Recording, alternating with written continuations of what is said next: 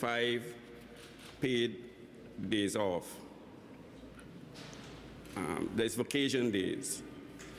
We also have 5 paid sick days.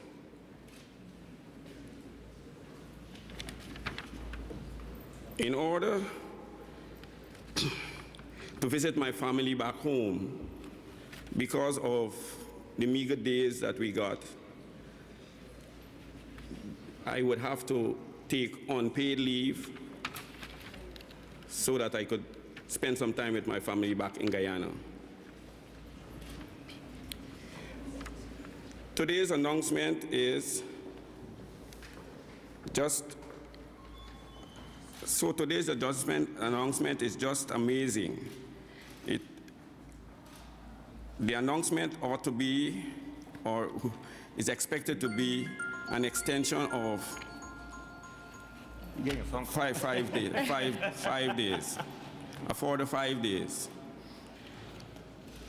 This will help so many workers like myself have some safety and stability in our lives. We work hard, or very hard, to keep the New York airport running, and now we will be able to take care of ourselves as well as our families. It is my honor at this point to now introduce to you our Mayor, Bill de Blasio. Thank you. Thank you, Canute. Thank you.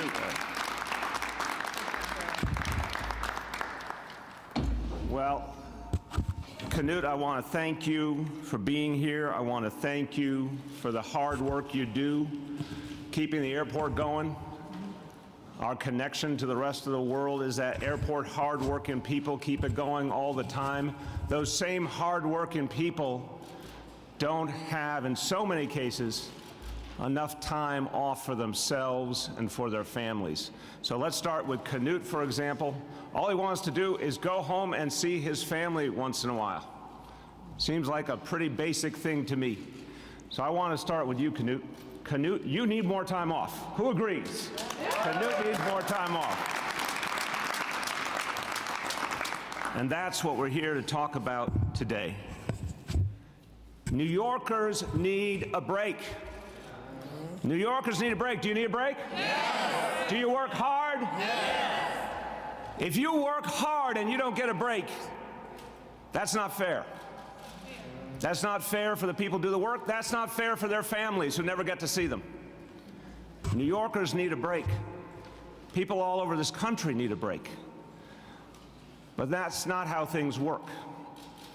Right now, there's 500,000 working adults in this city who do not have a single day off. Not a single vacation day, not a single day for personal time. If they're not sick, they just have to work all the time. And that wears them down. That doesn't give them the quality of life they deserve. And that means their families suffer. The breadwinner in the family, or the multiple breadwinners in the family, don't get to see their children enough, don't get to see each other enough. That's what happens. It is bad for families. It's bad for your physical health. It's bad for your mental health. It's no way to live. Today, we're going to talk about something groundbreaking. We are literally talking about something that's the first time any city or state in this nation has done what we're about to do. But you know, New York often leads the way, don't we? Yes. Are you ready to lead the way? Yes. Can't hear you. You ready to lead the way? Yes. I believe you now. For the first time, we will be the first city or state in this nation to guarantee all workers 2 weeks paid vacation. 2 weeks paid personal time that they can use as they see fit. Because it's 2019, it's time to treat people decently. It's time to value people, not just see them as cogs in the machine, but people who deserve to live life fully. I want to thank, first of all the folks behind me, because they've been fighting for this kind of change. They've been fighting for workers to be treated decently, to have a decent quality of life. Give each other a round of applause. Thank you for all you are doing.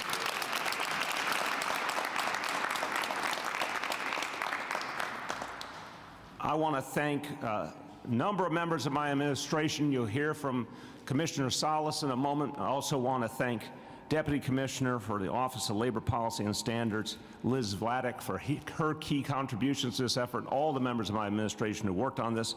I want to acknowledge and thank Councilmember Ben Kallos, who is a believer in this type of approach, and thank you for your support. You're going to hear from some of my colleagues in a moment. But let's talk about what's going on here. This is a crisis. This is a crisis for families all over this city, all over this country. Family life is deteriorating. People's quality of life is getting worse and worse all the time. People are working harder and harder. Have you noticed that with the advent of more and more technology, more and more demands, people are working longer and longer hours and get less and less time to themselves? Have you noticed that? Yes. Is that working out for you? Yes. Is that working out for you? Yes. It's a struggle just to make ends meet. And that means something's broken. Something is not working. Something cannot go on this way. We can't keep making the same mistake over and over. That is the famous definition of insanity. The cost of living alone is forcing people to work harder and harder and harder. And when do they ever get a break? When do they ever get a break? Imagine this for a moment, my friends. It's 500,000 people. I always like to give you a comparison. That's more than there are people in the whole city of Miami. 500,000 New Yorkers, adults, working people, not a single day off. Now, lest you think this is just one type of worker, I want to make it very clear from the beginning. This is low-wage workers, this is working-class folks, this is middle-income workers too. There are a lot of people who make upwards of $100,000 a year who also don't have a single paid day off. 1 in 4 New Yorkers who have what we would consider good-paying jobs by any measure don't have that paid personal time. Almost 1/3 of all of our full-time workers and 3/4 of our part-time workers don't have the kind of time we're talking about here. Almost half of restaurant and retail workers. Obviously, so many fast food workers don't have this kind of benefit. Non-union hotel workers. There are so many New Yorkers who either have no time off or not enough time off. And they're barely keeping it together, and guess what they miss? They miss parent-teacher conferences, they miss school plays, they miss weddings, they miss family occasions, they miss funerals. They miss all the things that make life whole, the things that they want to be a part of to support each other. Well, what we're saying today is that we demand an economy that works for working people. An economy that works for working people, not just the 1%. Now, we've all been working together, and I want to thank the members of the City Council because they've been tremendous partners in this. We've worked together, one thing after another, to create a different kind of society here in New York City. Over the last 5 years, paid sick leave, paid parental leave, fair work week, pre-K, 3K. These are the kinds of things that change people's lives for the better.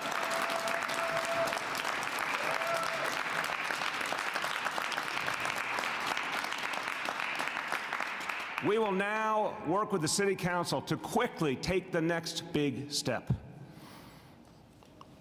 We're going to work with them to pass legislation that says all workers, full-time and part-time, should have the right to earn up to 10 personal days every year.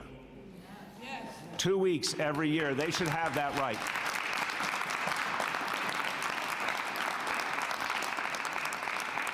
And by the way, sometimes it's not for a specific occasion. Sometimes people just need a break. You ever hear the phrase mental health day? Sometimes people just need a break.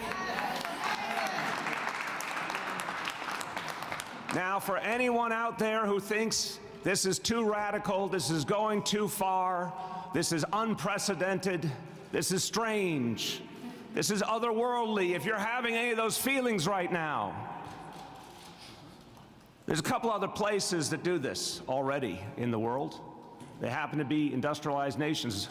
I'm just going to give you a quick sampling of industrialized nations that provide at least 10 paid personal days for the people of their country. Japan, Canada, Switzerland, Greece, the Netherlands, Australia, Ireland, New Zealand, Germany, Belgium, Italy, Spain, Portugal, Sweden, Finland, Denmark, Norway, Austria, the United Kingdom, France.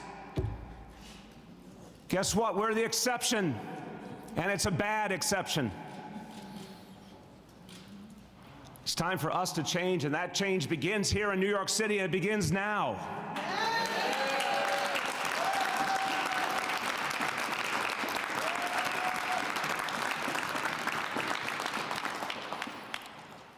We're going to work quickly, but I want to emphasize from the beginning, this is the kind of thing that should be voted on quickly, but phased in smartly, to give our businesses time to adjust, particularly our small businesses, to make sure it's done right. But I know everyone will benefit in the long run. We've seen it with paid sick days too. When people are healthier, when people are happier, when morale is higher, when people can focus more at work because they've actually gotten that time to recharge, it's better for everyone. Now, I know I can already write the script. You're going to hear, we've already seen it today in an article in the Washington Post, the Heritage Foundation, that reputable organization, telling us that this is going to destroy the economy. Get used to this criticism. You're going to hear a lot of it. If we treat people decently, it would be bad for the economy, they'll say. If you treat people with respect and dignity, the jobs will go away, the businesses will flee. We've heard it over and over again. We heard it when we did paid sick leave. I think New York City's economy is doing pretty well right now, don't you? Right? We heard it when we started raising the minimum wage, every time we raised the minimum wage, and yet we have 4.5 million jobs in the city, the most we've ever had.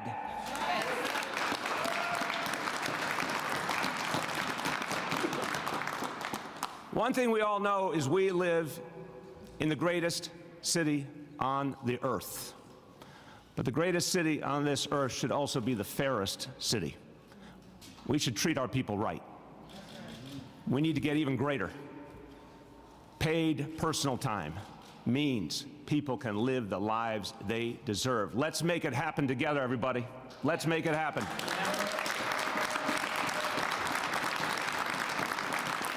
A few words in Spanish.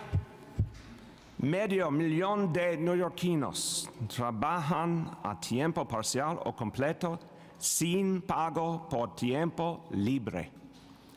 Nueva York se convierte en la primera ciudad del país donde todos sus trabajadores tienen derecho a un máximo de 2 semanas de tiempo libre pagado. El tiempo libre no es un lujo. Lo ganamos con cada minuto de nuestro trabajo. I want to emphasize that point in English as well. People earn this time through their labor. They enrich the businesses they work for through their labor. It's time to give them something back for that labor. Paid personal time that they can benefit from. To tell you all about it, and she has been leading the fight to protect New York City's workers, our Commissioner of Consumer Affairs, Lorelei Salas.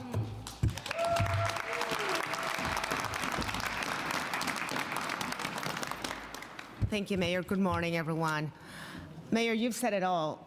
And I just want to say thank you to this administration who has the vision to see that we can have a vibrant city while treating our workers with respect and dignity. And this is amazing. I have two young boys who are in college right now, and I want them to inherit a city that treats them well. So we are really honored to be able to enforce this law.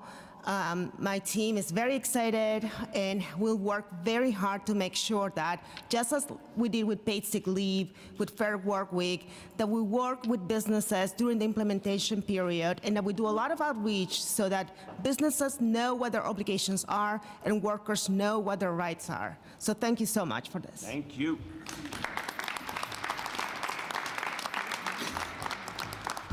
You're going to hear from a few members of the City Council, but I also want to acknowledge a couple other elected officials, thank them for being here and supporting this cause. Thank you, Borough President Gail Brewer.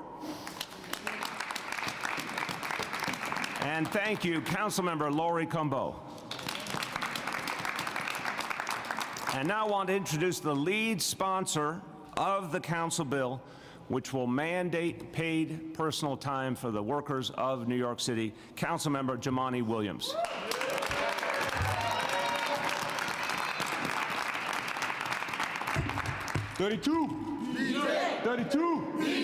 It's a union town. I want to thank the mayor for really beginning to push this piece of legislation. Time off, we often treat it as a luxury. It is not. It is not a luxury. You cannot live a healthy life if you do not have time off. I learned that personally as an organizer. I went about 10 years without taking a vacation, which is actually the first problem of two. One is we have a culture that makes it seem like you should feel away for wanting to have time off, and that culture makes people feel bad for taking time off even when they have it. The second part is many people don't even have the ability to do it. And the reason for that is the love of this. Not just this by itself, but the love of this. And the love of this has caused all manner of abuse on workers. And we're starting today to say that the love of this is not more important than the people behind it. Amen. Amen.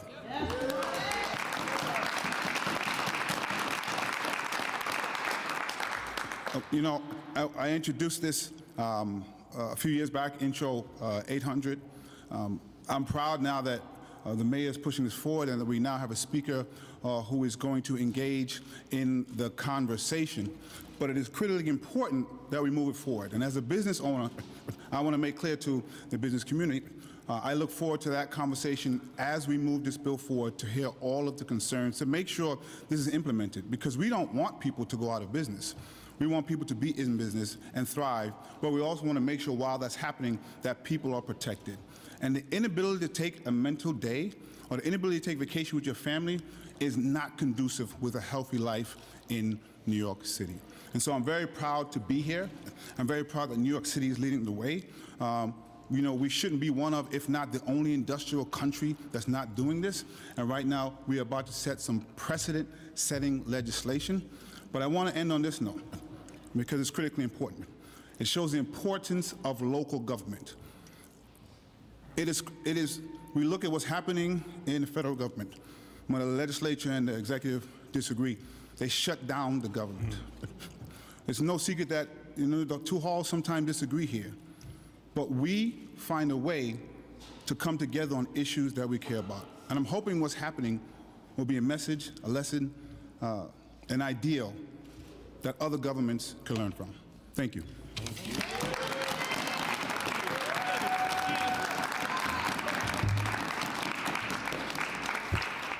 From your lips to God's ears. Now to introduce the co-sponsor of this bill in the Council and the chair of the Committee on Women, Councilmember Helen Rosenthal. Thank you so much, Mr. Mayor. Mr. Mayor, I want to thank you for using this truth that we all need a personal day every once in a while, to using this truth with your power to make it happen for New York City workers. That is something not every mayor would do. So thank you for that.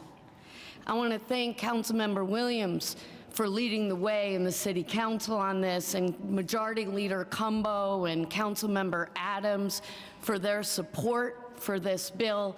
As the chair of the Committee on Women, as one of only 11 out of 51 members of the council who are women, I would say that we need more women on the council, despite the fact that it was a man who's, okay, and our mayor. But honestly, if you're going to be talking about these issues that primarily affect single-family heads of household, which are the primary economic earners in New York City, you need more women in leadership positions.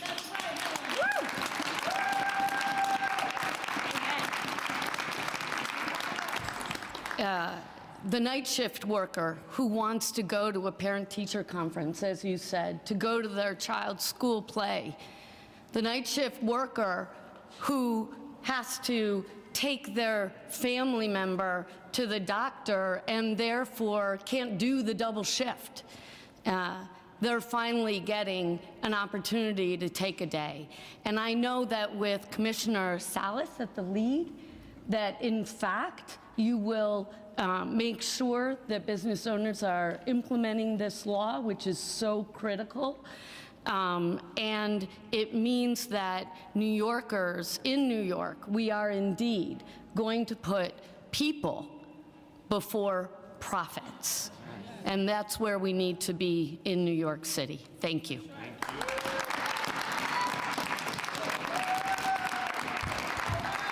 Thank you, Councilmember. You know, in New York City, there's a little, quiet, small organization called 32 BJ. And I've never heard him be quiet. That was a joke. And wherever folks need to be organized and uplifted, where their rights need to be protected, where they need better wages, better benefits, better working conditions, you're going to find 32BJ at the forefront. My honor to introduce the political director of 32BJ SEIU, Allison Hirsch.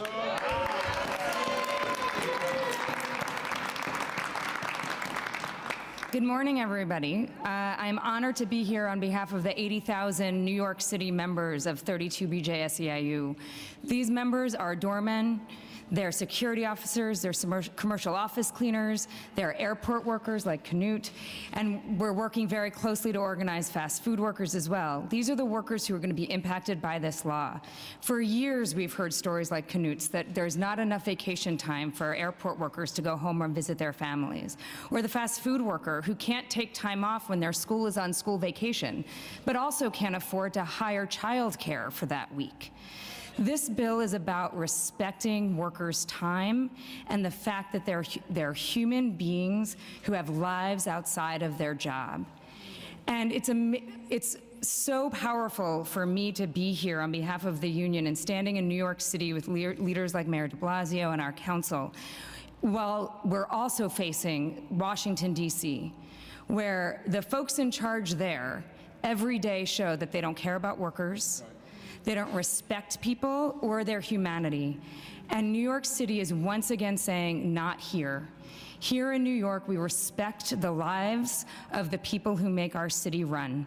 So thank you, Mayor de Blasio, for prioritizing this and pushing this through.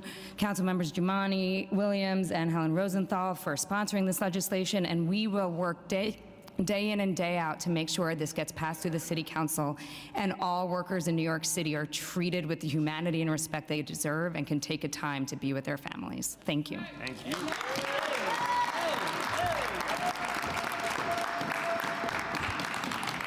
Thank you. Okay, we're going to take questions on today's announcement, then we'll take some questions on other topics after. Questions on today's announcement, Rich. Mayor, you mentioned phasing this in smartly, I think is the word you used. Correct. What does that mean in terms of time? Well, the great model we have is the paid sick leave legislation, which turned out to be a tremendous success.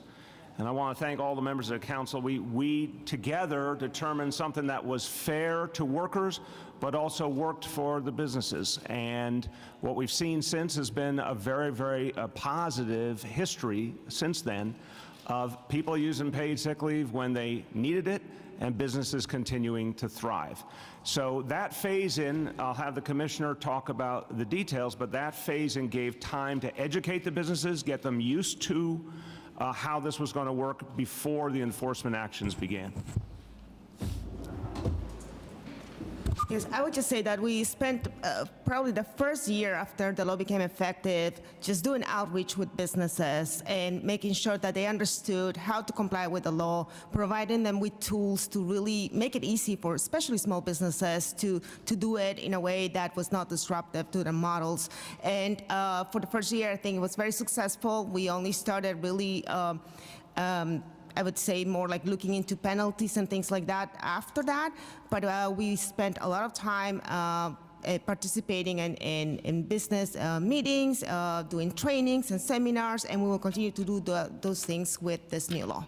So, just to be clear, so when did the penalties start? When does this? Right, so for the 2014, when the law became effective, we spent almost a full year just focusing on outreach. We would take complaints, right?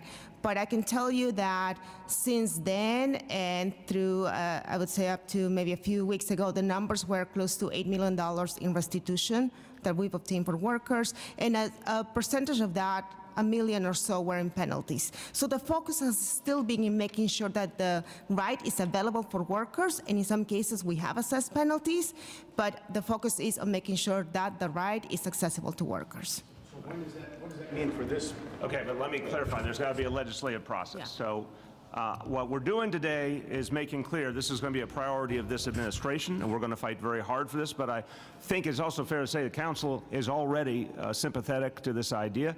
Had a good conversation with Speaker Johnson about it yesterday. There will be a legislative process. As with any major piece of legislation, it's important to go through details, look at all of the different elements. One of the things that Speaker Johnson and I talked about is the fact that here in New York City, I want to echo Jamani's point, here in New York City we have crazy, wacky things like legislative hearings for major pieces of legislation. We have debate. We allow the different stakeholders to come in and talk about what matters to them and how it will play out, as opposed to some of the stuff we see in Washington, D.C., where huge pieces of legislation now are happening without any normal legislative process. There's going to be a full process here. So, Rich, the answer we were giving before is that we think the paid sick leave model of how to implement, how to phase in was very positive. We think that's a good one to use in this case, too, but there has to be a whole legislative process. Mayor, in terms of the Yes. how does Ms. Rosenthal anticipate this will take? Well, and Jamani's the lead sponsor, along with Helen. I would say this is one that I hope can be resolved in a matter of a few months, personally. I can't speak for the council. They have their own process. But I would like to see this happen in the next few months. I think it's something, because we have a positive history with paid sick leave to work from, because the need is right now. I mean, remember, the faster we pass this, the quicker workers in New York City will benefit. Hopefully it's something we can get to over the next few months. I also want to acknowledge and thank for joining us, Councilmember Adrienne Adams. Thank you very much for being a part of this today. Okay, over there, David. Mr. Mayor, two questions. Are there legal challenges that come with this proposed legislation that weren't there for paid sick? I mean, can you do this unilaterally to require time off? You mean, can the city of New York legally? Yes, yes. Per the law department, yes. And I think we had the same questions, obviously, at the time of paid sick leave, and you've seen it was not only passed, but it's gone 5 years without being successfully challenged. So we are confident. My second question is actually for Allison Hurd. I'll give you some height. Okay. Many unions have paid vacation for their workers of 2 weeks or more. Why is it that your union hasn't been able to secure that in negotiations, and why is it appropriate for the city to step in here? So our union actually has been able to secure that in many of our negotiations, but we believe that all workers should be able to benefit from that, right, whether they're in a union or not. You know, the idea of a city legislative process and government is government should set a floor upon which all people can stand. And so we think all workers, whether they're in a union or not, should have a baseline of respect and paid time off, and then it's our job to negotiate above that floor if we're able to do that. And many of our members do have this time already, but all workers deserve it. Please. Thank you. It reminded me of something I want to say of the importance of this and how it's going to have a compounding effect. As Allison mentioned, unions shouldn't have to negotiate for things that are such a need. Paid sick, and I shout out obviously the board president who helped get that done, but paid sick shouldn't be, a few days shouldn't be what people are negotiating for. Getting time off for mental health day or taking time with your family, you shouldn't have to negotiate that. Paid family leave, you shouldn't have to negotiate that in your contract. There should be a floor that was mentioned that people are negotiating from so they can focus on other things like salary, other type of perks. But there should be a baseline that is not a perk, that is just given. And that's why this piece of legislation and doing this way is helpful. Amen. Yes. That's right. Will there be a process in place to hold businesses accountable to the 2-week mark, or will it be contingent on workers to report if they're not getting this? So again, I would say very similar to what we experienced with paid sick leave, that strong educational effort for workers to understand their rights, a strong educational efforts for businesses to understand their responsibilities, and then obviously if we ever see a situation where that's violated, Department of Consumer Affairs will step in. That could be because of worker complaints. That could be because of ongoing surveying to see what's happening. But I think so far the track record's been pretty promising on that example of paid sick, and we think on this one we'll be able to enforce it effectively. Gloria. How did you get to that 500,000 number? How do you know who these employers are, and how is I understand that it's going to resemble the paid sick policy, but okay, can we just do the first part? I'll come right back to you. Lorelei or Liz, who can speak to how that analysis that got us to the 500,000 worked? So our research staff at DCA's Office of Labor Policy and Standards used national data from the Bureau of Labor Statistics and the census that established the rates at which workers are entitled to paid vacation in various professions, and we applied those rates to the New York City labor market. We think 500,000 is a conservative estimate, and as we move forward, we'll be prepared to talk in more detail about what exactly the breakdowns are. Okay, go ahead. So what kind of workers could this be? Are these retail workers, food workers? Yeah, I gave you some examples before, and I'll simply repeat them. I mean, again, I don't want people to have the misunderstanding it's only low-wage workers, because it actually cuts across a surprising swath of the income spectrum. As I said, there's a number of workers who make even between $50,000 and $100,000 who do not have paid personal time. A lot of our full-time workers, even more of our part-time workers, and I want to remind people, a lot of people right now are working multiple jobs. They're stitching together multiple jobs, including multiple part-time jobs. If you're working a bunch of part-time jobs, you're still working full-time, you still need time off. So that's why we want to apply it to the part-time workers as well. Our estimate is almost half the restaurant and retail workers in New York City do not have paid personal time. Overwhelmingly fast food workers and non-union hotel workers. So it's a range of workers, different industries, different income levels. But again, as Liz said, that 500,000 number may even be conservative. Is there a minimum a minimum number of employees that an employer has to have in order to 5 or more, like with paid sick leave. So if you have 4, 3, 2, 1 employees, it does not apply to you. 5 or more. Grace.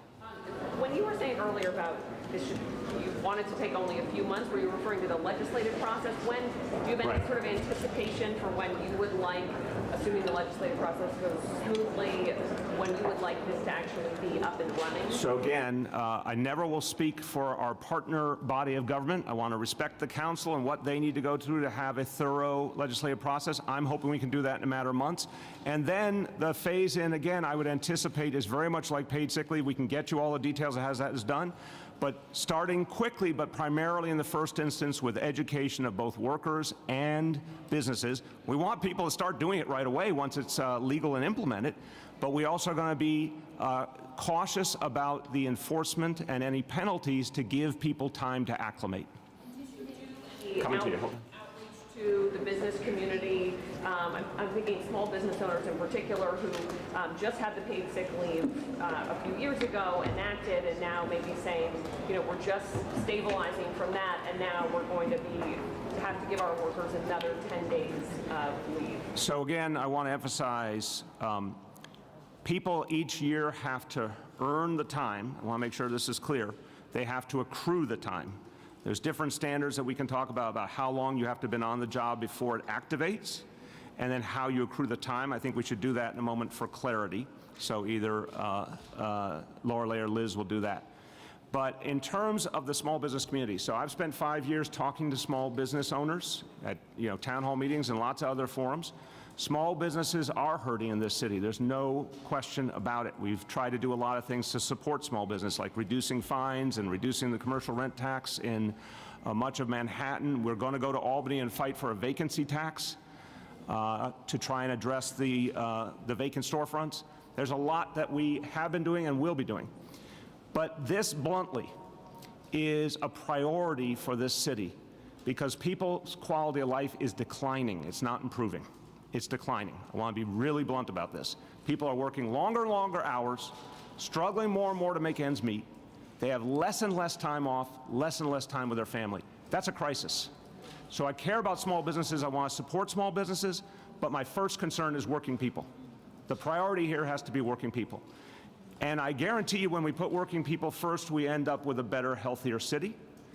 And I also can tell you from the previous experiences, with paid sick leave, with minimum wage increase, with paid family leave, all the things we've worked on, they have only made the economy stronger. We have facts to back that up. We have more jobs today by far than we had 5 years ago. We have a booming economy. We have areas of our economy that are growing, particularly technology. We have a lot of companies, including leading national companies, that believe this is the right thing to do, and they're doing it themselves already because they believe it's the enlightened approach. So from my point of view, this is an imperative. We're certainly going to work with the small business community, and there will be a legislative process to make sure if there's particular adjustments we need to make, that we consider that. But the priority to me is clear. So let's get either Lorelei or Liz to talk about how it phases, the accrual time and all that, and how many days you have to work before it activates, based on the proposal now before it. Right. Do you want to help me out here? It will be similar to paid sick leave, which right now you have to have been employed for at least 120 days before you can have access to the leave, and you're accruing 1 hour every 30 hours of work. So that's, there's a period of time before you can actually enjoy this leave. And the proposal right now is similar, and we will see what other details get worked out through the legislative process. Anything you want to add? On the accrual, did we get both how long you have to work and how accrual works? We did it. So yes, 120 days is how long you have to work before you can actually take the leave. At that company. Right, at that company, and you accrue at the rate of 1 hour for every 30 hours that you work if you're a full-time employee. The only other specific criterion is that you have to work for the employer at least 80 hours within the year. And so between that and the accrual rates and the dates of usage, it's a very logical scheme that's set up to help make implementation and easing it in more, more streamlined. Okay, someone over here, hold on, we're coming around. Go ahead. Answered it in part, but let's say someone works 2 part-time jobs and works 80 hours at least, if not more for them, then do they accrue from each? That's a yes. Does that mean you could have more than 10 days? No, so the grand total for the year under this policy is 10 days. 10 full days in a year. Obviously, we'd love to see if there's a situation where an employer can give more, that's great, but this is the standard we're setting. Okay, over here, yes. Mayor, many people that I know who don't get vacation time are working on contract basis or sort of these like permalance arrangements that a lot of businesses used to frankly get around, things like payroll taxes or things like that. Would those people be eligible for under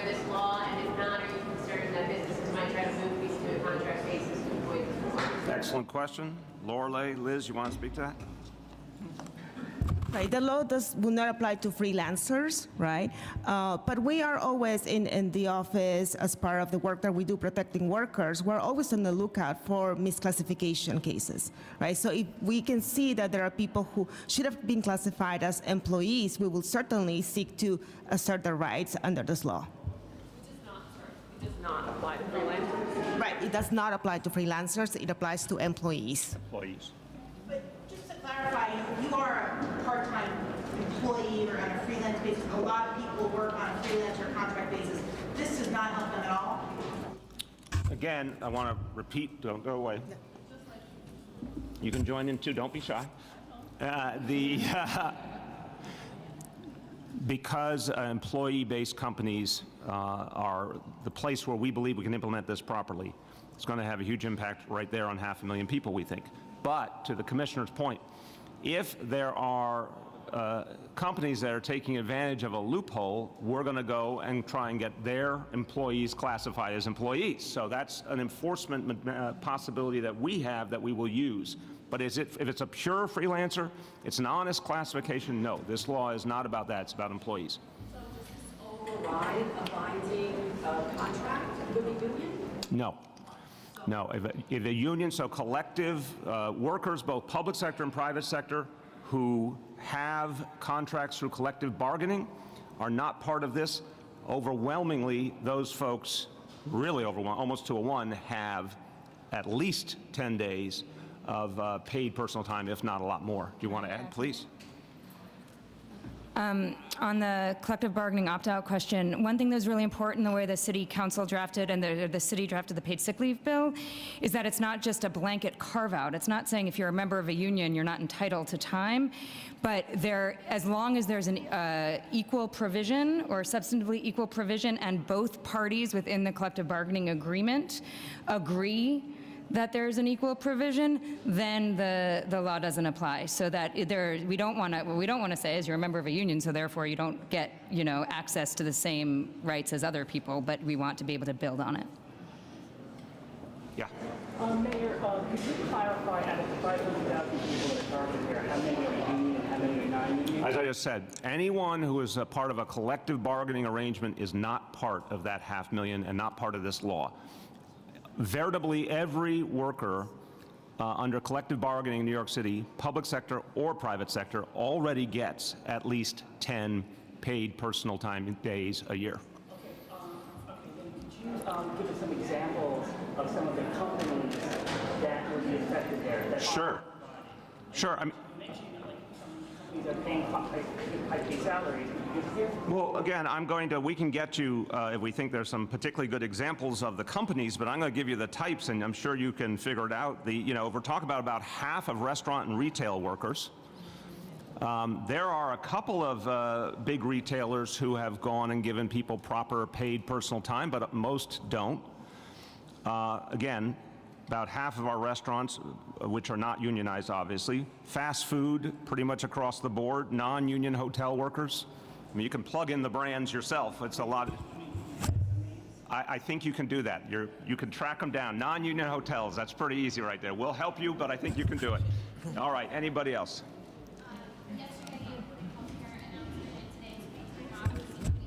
Creating some sort of a momentum?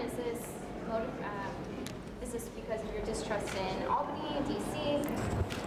I don't know how I could distrust D.C. at this moment. I don't understand that. But no, look, it is one part, it's time to go farther here in New York City. This is the first thing I would say. It's time to go farther here in New York City. We've been building a set of rights for people and a set of changes, and they're working, and it's time to go farther. When we started out with paid sick leave, we knew it was the right thing to do. We didn't know how it worked in practice. It's been a great success. I believed fundamentally that a higher minimum wage was going to work. We had to make sure it did the way it has. It has. Pre-K has worked. Free K has worked. Paid family leave, paid parental leave. All these things are working, and they're strengthening families. They're helping people live a healthier life. We need to go farther. That's the #1 motivation. On the comparison to Washington and Albany, the entire time I've been mayor, Washington has done next to nothing regardless of who is in the White House or who is in the Congress, because everything's been divided. The only time where there was unified government where I was mayor was the last 2 years, and even then, obviously the Trump administration was not successful moving anything that actually helped New York City. The only thing they did was a massive tax giveaway to the wealthy and corporations, which hurt New York City and hurt a lot of states. So I'm used to the notion that Washington is paralyzed. I hope that's going to change in 2 years. Albany was often paralyzed too because of divided government. We finally have a Democratic state Senate. I think that could make a big, big difference. But we're not going to wait to see what happens when there's things we can do right now. There is literally a quality of life crisis for so many New Yorkers, and we've got to address it right now. Yes? Have you estimated the total dollar cost annually to businesses of the idea? I have a second follow-up. Yeah, we'll get you our projections on that, but again, want to caution, very similar to the exercise that was gone through for increasing the minimum wage and for paid sick days. We are confident in the end it benefits everyone and businesses will be able to absorb it because we've seen them do it before effectively. Coming over, hold on.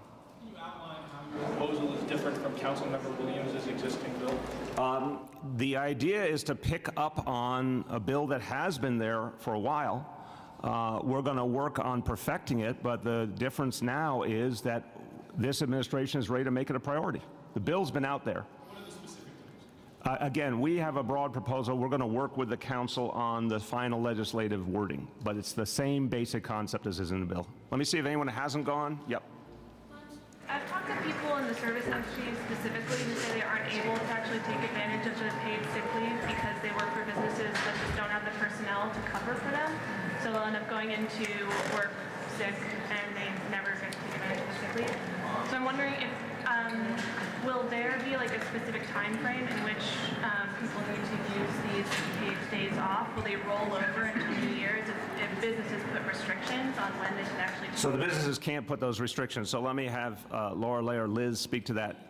If people you're talking to are saying they're being told they can't use it because the business doesn't have enough workers, that's actually not legal.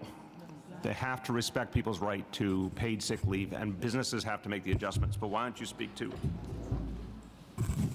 Right, absolutely. If that's the case, we need to hear about it, and we will investigate and make sure that they are having access to those benefits. And I'm sorry, but I just blanked out on the questions. Go ahead. Oh, right, yes, absolutely. So they will be able to roll over the 80 hours to the next year, just like with paid sick leave, it's the same type of format. But not add on top, make that clear. It's 80 hours. It's 80 hours maximum per year, right? Yes. So yeah, explain the accrual point there too. Sure. So first of all, employers may not put conditions on when workers can use paid sick leave. Workers don't have to find a replacement. If they're sick, they're sick. If you've got folks who are telling you this, please have them call 311. Accrual, 1 hour of time for every 30 hours worked. At the end of the year, whatever you've still got in your bank carries over. That's in your bank on January 1st. And you can continue to earn more hours in that new year, but only up to a maximum of 80 hours for the full year. And clarify on the difference. One quick thing on the paid sick leave, you know, that may be something that you need from one day to the next, right? But with vacation, with a paid personal time, we anticipate that employers may ask for some advance notice. Right, and that is part of the concept that there will be a requirement of advance notice when it comes to paid personal time. But I want to also make sure everyone's clear. We have a great model with paid sick leave. It's foundational to how we are approaching paid personal time. But paid sick leave is 5 days per year. Paid personal time would be 10 days. And there are some different standards because sick leave in certain cases needs to be documented. Paid personal time is obviously personal time. Okay, yes. Oh, hey, I'm sorry, one sec. Just want to acknowledge and thank Councilmember Danique Miller for joining us. Thank you very, very much. First question is, are you concerned that somebody will be fired short of the time necessary to qualify just because the employer feels he can't afford to give this person or his employees 2 weeks paid leave? We have to watch for unintended consequences everywhere we go when we're trying to improve people's lives or improve policies. We never ignore unintended consequences. So the freelancer question's a great one. Yours is a great one. In practice, again, we have a big body of evidence with paid sick leave that helps guide us. And we have not seen that in any appreciable manner so far with paid sick leave. So I would hope that is not the case. If it is done consciously and systematically, I think right there they'd be running afoul of the law. Paid sick leave and the distinctions between paid sick leave and what you're proposing here today. Number one, it's the 5 days. Correct. 10. But even more so, there's a much more direct relationship between the public's health and sick leave and granting someone 2 weeks paid vacation. Yep. Partially discussed the health consequences of not getting a vacation. Yep. But if you're in court, you may have a much more difficult time demonstrating the public health necessity and the public health interest in granting, in mandating vacation rather than paid sick leave. I think you're assuming, and it gets back to the earlier question that David asked, that there's a jurisdiction question here. There is not a jurisdiction question. No, listen to let me answer and then I'll come to you. Let me answer. We believe we are on firm legal ground. We believe we're on firm moral ground. We believe we're on firm policy ground. This is the right thing to do for people. So if you say, well, it's a different matter than protecting health, yeah, you're right. When we talked about paid sick leave, we talked about things like people going to work sick and infecting everyone else or infecting their customers. It's a different thing. What we're saying now is there's a crisis for 500,000 people that they don't get any time off. That is a thing unto itself. That's a problem unto itself. That is not a healthy society. Now, I believe, and I know this from the work we did leading up to today, there's a lot of people, even with the right to paid sick leave, who are still very reticent to use it because they're worried if it's January, if it's February, if it's June, I don't want to use up my sick leave unless I absolutely have to because God forbid I really get even more sick, right? So the fact is a lot of New Yorkers have paid sick leave rights, don't use it at all or use it very sparingly. Even sometimes when they're sick, try to make sure that they shepherd them. People work extraordinarily long hours. I think you could say as a matter of fact that purchasing power has gone down over time with the cost of living in the city going up. Real wages have not advanced sufficiently. Technology is actually causing people to work longer hours. Lots of New Yorkers are working multiple jobs. All of these things are coming together. There's unquestionably a policy imperative here to improve people's quality of life. And we think it can work for businesses. We think it will lead to employees who are more rested, who are more effective, who are more accurate, who have better morale, et cetera. Go ahead. I would just say that's the argument that unions should take to their employers. That's number one. So it's ironic to see unions here. We should be out organizing. I would argue, and I don't want to get too theoretical, but I think you know something about history. I would argue you look at the New Deal and a lot of other moments in history where unions pushed the government to change the rules of the game in favor of working people. They didn't say, we'll just go out and fight each individual battle. They said, we want things like a 40-hour work week. We want fair working conditions. We want to make sure there's no child labor, whatever. Those were all legislative policy ideas. This is specifically in that same line, the kind of policy that should be universal. The other fact is, I mean, I could read you the list of countries again. So what's wrong with this picture? How is it that the most successful economies on earth all do this as a matter of course, and in many cases a lot more than 10 days, but we don't, at a time when people are working longer and longer hours and getting less and less for it? We have to make the change. All right, anyone who's not had a chance? Maybe 3 weeks. We believe this is a good standard to start with. The number to 30 when 40 is the standard. Just curious about that. Why what? The hour accumulation to 30 as opposed to 40, which is kind of the work week standard, as you just mentioned. You don't want to talk to that? Experts? The idea is not that, the idea of 30 hours is not that there's a direct link to a typical work week. In fact, it's the opposite. The concept here is to de-link accruals from all the range of schedules that people have. That's why it's so important to remember that part-time workers are covered the same way full-time workers are, as the more you work, the more hours you accrue. Hey, I want to just acknowledge and thank for his support, Councilmember Steve Levin. Thank you so much for joining us. We appreciate it. Okay, anyone who's not had a shot? Just want to equal time for everyone. Okay, everyone has had a shot. We'll go from this side all the way around. Go ahead. So to kind of follow up on my earlier question, would this cover fee-for-service workers, when they think of like social workers who work on a fee-for-service basis for large organizations? I'm going to get this answer, but I also want to say at a certain point, as very fair technical questions keep coming, we'll make sure later in the day that there's access to the folks who put together the policy on any more details. But anyone want to speak to the fee-for-service right this minute, or you want to get back on that? Let's come back to you. Like, kind of on this broader subject, you know, I know you're saying that the city always looks for misclassification cases, but there's a huge universe of people who work on a contract basis, on a regular basis in industries like entertainment, theater, a huge portion of the city's workforce who won't be touched by this. Does the city have any plans to look more deeply, more broadly at that universe and at whether employers will try to use that to get around? Yeah, I mean, I think your point is a really good one, but I also want to say we build policy step by step. A few years ago, we weren't sure that we could get to this step. We focused on paid sick leave first. The success of paid sick leave helped us to understand we could take this next step. You're absolutely right. There's a real challenge with workers who are in a part of the economy that's harder to reach, harder to regulate. We're going to look for ways to do that, unquestionably. I just want to make sure it's clear that we do currently have strong protections for freelancers in New York City, right? To date, we've received over 600 complaints from freelancers who were not getting paid for the work that they did, and we helped them recover over $660,000. So there are benefits right now for freelancers. We're always looking at an ever-growing workforce, and we will continue to do so. Yeah, and there will be more on that soon. Okay, coming around, yep. Like use it or lose it. You don't get, it doesn't roll over from year to year. Well, one thing that I got educated on, see if I learned my lesson, is you get the amount in the year, but if you, for example, let's say you go a whole year and you don't use it, it all rolls over. That means you've already completed your accrual for the next year, so you can use it like January 2nd, you know?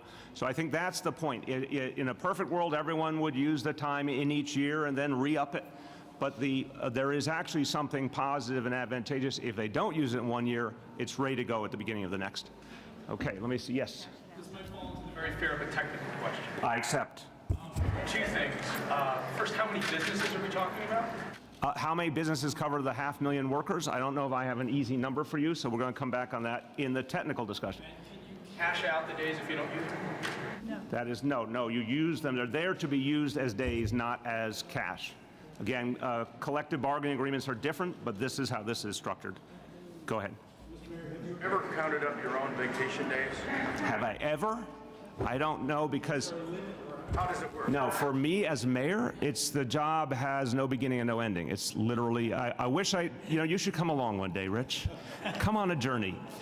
It doesn't matter where I am. It doesn't matter if I'm quote unquote on vacation. This is what I'm doing and talking about all day long. There's literally no day where it isn't something I have to deal with a lot of the day. So I think I'm in a pretty aberrant situation. So I would say it is a 365-day-a-year job. Some days I get to spend time with my family. Sometimes I get to go away and do something, but the job goes with you. Okay, last call on this on top. Yes?